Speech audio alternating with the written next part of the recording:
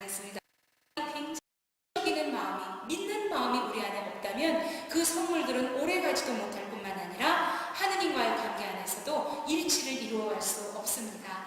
십자가의 성우 요한은 이런 말씀을 합니다. 하느님보다 하느님의 선물에 더 관심을 갖는 것은 크나큰 악이다. 이렇게 표현을 합니다. 이제 여러분들은 하느님의 선물이 무엇인지 알았습니다.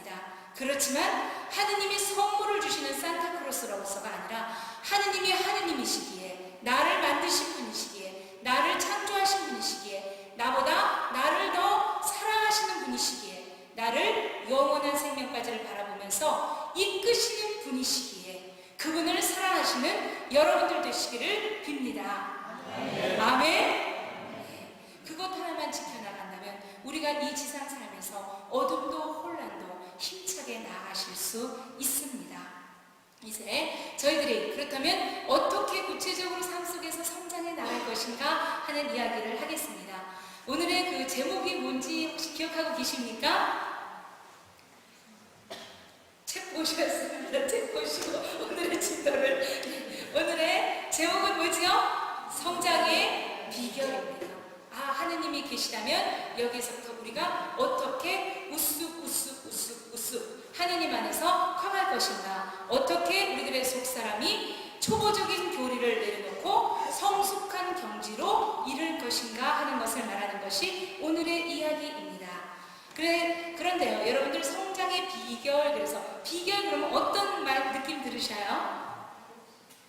빠르고, 그렇죠? 오른쪽으로도 왼쪽으로 돌아가지 아니하고 고든살 지름길로 달려가는 것을 우리가 비결이라고 이야기하죠. 그러면 성장의 비결은 무엇이 있을까요? 어떤 분이 이런 말씀하셨다 그래요. 산은 산이고 물은 물이라고. 성장의 비결이 특별한 것은 없습니다. 성장의 비결은 우리 교회 안에 주어져 있는 것 6가지를 우리가 다시 보지만 그것은 이미 여러분들이 형제 자매님들께서 아시고 계신 것입니다. 이미 해왔던 것입니다. 그렇다면 그것 때문에 이미 알고 있고 이미 해왔던 것을 무엇 때문에 이야기하는가? 그것은 우리들의 마음이 새로워져서 우리가 해왔던 것을 새롭게 하는 것입니다. 아멘? 아멘. 예. 그래서 우리가 어떻게 성장할 수 있는가? 첫 번째로는 우리는 기도를 통해서 성장할 수 있습니다. 세미나를 받으시면서 어떤 분은 계속 기도가 하고 싶으신 분들이 있습니다. 기도를 하고 묵주기도를 하루에 5단, 10단 하셨다면 끊임없이 기도를 하고 싶고, 그리고 묵상으로 기도가 들어가서 묵상 기도를 했는데 기도를 깨고 싶지 않고 성체조배를 하셨던 분이 그 성체조배 시간들이 내가 했던 30분이 지나고 1시간이 지났지만 그 자리에서 일어나시고 싶지 아니하면서 기도로 이끌어지시는 분들이 있습니다. 비오신부님은 이렇게 말씀하십니다. 사람은 세상에서 하느님을 탐구하지만 하느님을 만나는 것은 오직 기도 아니다 라고 말씀하셔요. 그래서 여러분들이 묵주기도를 좋아하셔도 괜찮습니다. 자비의 기도를 좋아하셔도 괜찮습니다. 우리가 이렇게 또 성월별로 하는 기도 있죠? 그런 기도를 좋아하셔도 괜찮습니다. 묵상 기도를 좋아하셔도 괜찮습니다. 어떤 기도를 좋아하셔도 괜찮지만 기도를 하실 때 무엇입니까? 마음을 싣는 것입니다. 주님의 현존을 우리가 인식하면서 기도를 하는 것입니다. 습관적으로 타성에 젖어서 묵주기도를 하거나 어떤 우리가 가지고 있는 기도들을 하는 것이 아니라 기도를 하기 전에 먼저 마음 안으로 영혼 깊숙한 곳에서 주님하고 부르시는 것입니다. 주님의 현존이 내 안에 느껴질 때 기도를 시작하시는 것입니다. 기도를 하다가도 우리는 한 자리에 머물지 못합니다.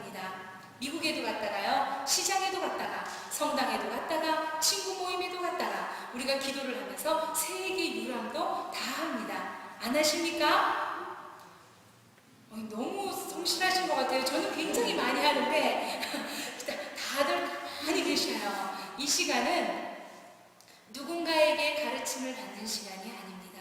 저 역시도 그냥 들려지는 말들을 통해서 저 역시도 저를 돌아보는 시간이고, 이 시간도 함께하는 시간입니다. 그래서 자세도 편안하게 가지시면 되고요. 편안하게 하시면 좋을 것 같습니다. 그렇게 우리는 짧은 기도를 할 때 단시간도 하느님 안에 깊이 들어가서 기도하기 어렵습니다. 그래서 이제부터는 같은 시간 기도의 양을 늘리시는 것이 아니라 같은 기도를 하시더라도 무엇을 실으셔서요? 마음을 실는 훈련을 하는 것입니다. 그래서 어떨 때는 그렇습니다. 기도를 하려고 생각을 하고 무릎을 꿇었는데요. 집중이 되지 않고 끊임없이 수많은 생각들로, 세상적인 생각들로 생각이 갈라지고 산만해집니다.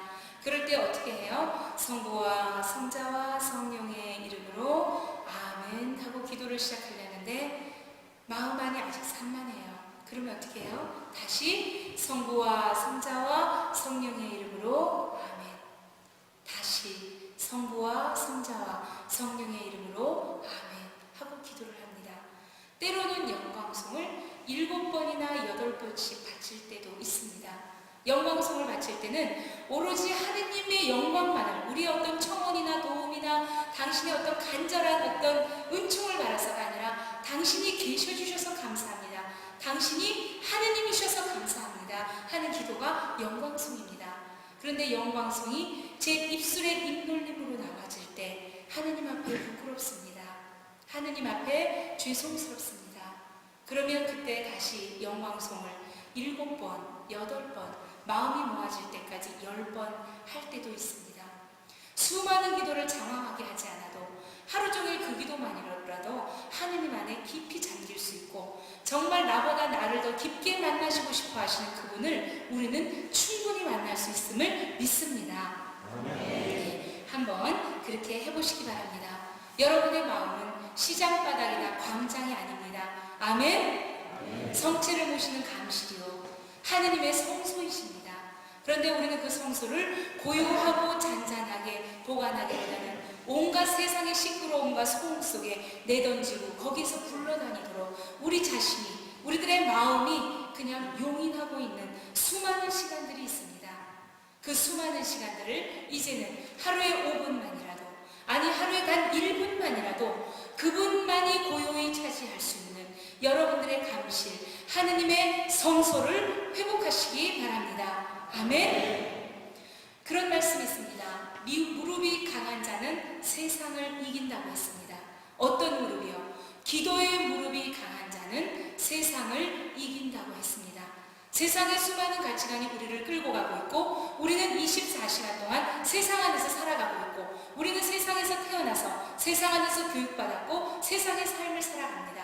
우리가 믿음살이를 하지만 우리의 뼛속 가득히 우리의 힘줄을 타고 우리의 빗줄기를 타고 세상의 가치관은 돌고 있습니다.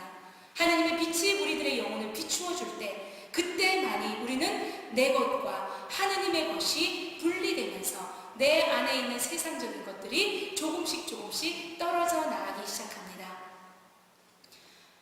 저희는 이제 부족하지만 한 2년 정도 기도를 원하시는 분이 공동체 이름으로 함께 기도를 합니다. 아침 9시에 모여서 기도를 하는데 항상 높은 장계를 하고 양팔을 들고 내리지 않고 기도를 합니다. 그리고 각자 집에서 기도를 할 때도 무릎을 꿇고 높은 장계를 하고 양팔을 들고 기도를 합니다.